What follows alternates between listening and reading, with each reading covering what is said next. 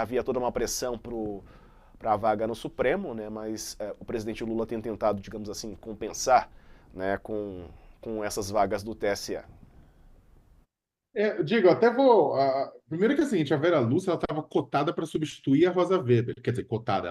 Havia uma campanha da sociedade civil. Na prática, nunca esteve de fato cotada, porque o Lula nunca colocou que ele indicaria uma mulher negra ao Supremo, apesar de uma campanha muito forte da sociedade por isso, porque não tem mulheres agora não tem, já tem a Carmen Lúcia no Supremo, né? Negros, o Cássio Nunes Marques se identifica como pardo, né? E o Dino se identifica como pardo, né? Então são dois de 11, né? Mas mulher negra nunca houve no Supremo, deveria haver. O Lula poderia ter colocado, não colocou. E a Vera era um dos nomes principais, nomes defendidos pela sociedade civil, por juristas, para ocupar essa cadeira. Eu queria até colocar, o Diego, aproveitar, né, e fazer um gancho de um outro assunto que eu tratei também, porque é o seguinte, saiu hoje o resultado do censo 2022 com relação à distribuição dos estratos, grupos étnicos da sociedade, né? E o que que acontece? O número dos que se declaram pardos subiu, foi de 38,5 para 43,1 até 45,3,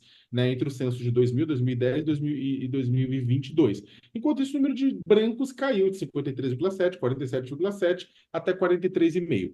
Considerando que negros também subiram, 6,2, 7,6, 10,2, e considerando que convencionou-se que negros são a somatória de pardos e pretos, né? Os pretos subiram, como eu falei por último, e agora o número de negros da sociedade passou em 2000 de 44,7 para 55,5 agora. Significa que foi por crescimento vegetativo, a diferença entre nascimentos e mortes? Não apenas, são pessoas que antes não tinham não sentiam, não tinham coragem de falar, ou não queriam, ou tinham vergonha de falar que eram negras devido ao preconceito sofrido por esse grupo na sociedade, né, e passaram a falar a partir do momento que há campanha de valorização dos negros, e também por resistência, de falar, eu sou negro, sim, né, como forma de resistência. Então, o Brasil, ele se tornou um país mais negro. Ah, mas ele sempre foi assim? Vocês entenderam a brincadeira. Não é que ele se tornou, é que ele se reconhece agora, de fato, como um país mais negro. O país é mais negro, tem mais negros do que brancos. Já tinha em 2010 por um pouquinho, agora as pessoas se declaram mais negras do que antes. Só que, ou seja, o Brasil é um país que, diante do mundo, vai se colocando como óbvio, né? Um país que houve um dos principais destinos da diáspora africana, né? Em que africanos foram trazidos à força durante séculos para serem escravizados aqui, e depois da Lei Áurea submetidos ao racismo estrutural que mantém as oportunidades afastadas, mais difíceis para esse grupo, em detrimento aos brancos, né? Acontece, aí eu acho que é interessante colocar, que é o seguinte, enquanto isso rolou, enquanto você teve esse aumento, e aí por isso se conecta a questão da Vera Lúcia no Tribunal Superior Eleitoral, porque enquanto tivemos um aumento do reconhecimento, do autorreconhecimento dos negros na sociedade brasileira, por outro, você tem a manutenção de uma minoria dos negros no Congresso Nacional, nos governos estaduais e distrital, nos ministérios, nos tribunais, mas também nas presidências de grandes empresas, nos conselhos de grandes empresas, nas reitorias das universidades, na direção de partidos políticos,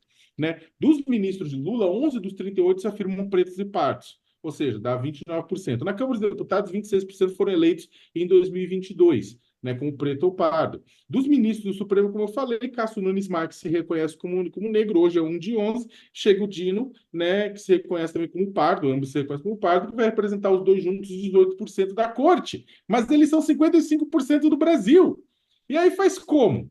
Né? Aí faz como com essa diferença entre os 55,5 e tudo isso? É por isso que precisa de políticas afirmativas, é por isso que precisa de recursos no que a Justiça Eleitoral garanta que recursos destinados a esses grupos, negros, mulheres, sejam respeitados. Mas toda vez que esses recursos vêm a público, né, vocês são colocados, as eleições têm que ser cumpridas, os partidos descumprem e logo na sequência eles se auto-perdoam no Congresso Nacional. Aí fica difícil. Esperamos que a chegada de Vera ela consiga ajudar a botar ordem nesse assunto, fazendo com que quando isso aparecer no tribunal, seja julgado sobre a ótica de quem sabe que o Brasil tem uma maioria negra, mas que é jogada para baixo do pano.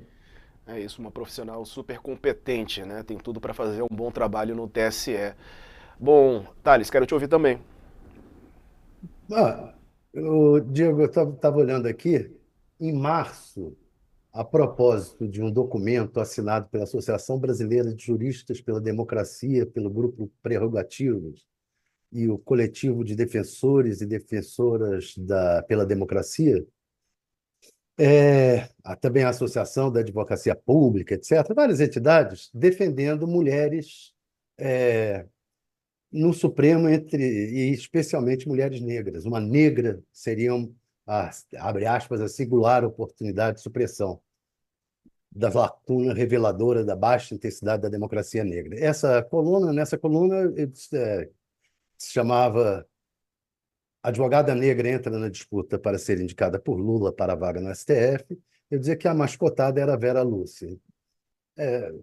Eu não sei se foi um acerto ou um erro, porque acabou que ela não foi para o Supremo e está indo agora para o STJ.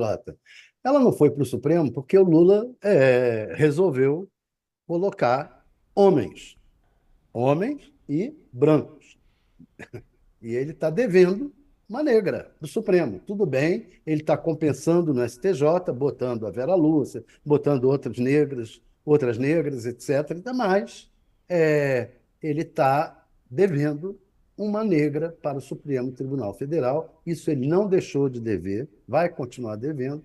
A Vera Lúcia, tudo bem, ela é muito competente, merece, era muito benquista entre os petistas, esse pessoal desse documento, o Grupo Prerrogativas, etc., todos eram amigos dela, apoiavam ela, mas ela, o Lula está devendo. Não está paga a dívida. É isso. Vera Lúcia, então, nova ministra do TSE, a segunda, né, mulher negra a chegar ao TSE.